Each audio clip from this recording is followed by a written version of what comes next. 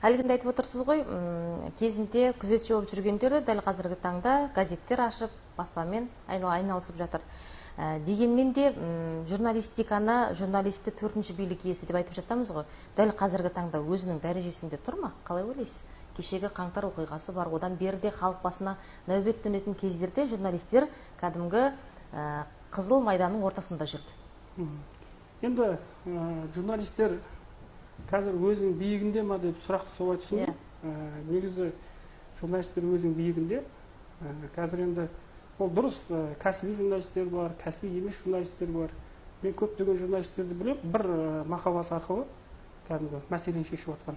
Ал енді жалпылама кәдімгі тисе терекке, тимесе бұтаққа деп әр нәрсені бір жазып міңгірлейтін журналистер бар. Оларды билік жазып жатыр ма, жазып жатқан жоқ па, оны ешқандай назарға да алмайды. Сондықтан ең бірінші нәрсе кәсібилік. Сауатты журналист болса, кез келген мәселені жетесіне жеткізіп, қопарып, кәдімгі шығара алады. Өйткені былай қарағанда,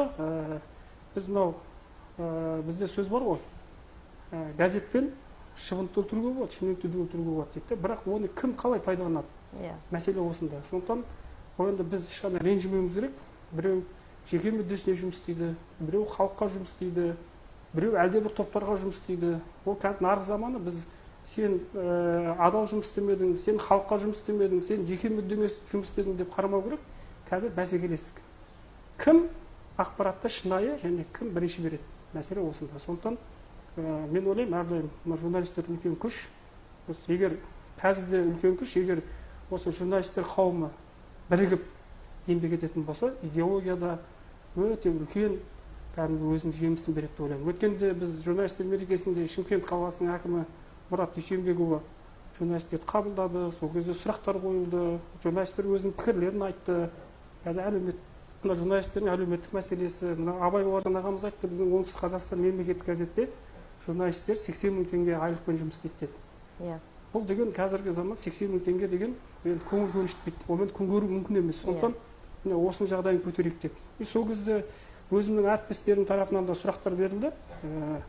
Бізде қалалық мәслихатта 3 журналист депутат бар, олар не істеп жатыр деген сарында. Мен енді соған жауап бердім.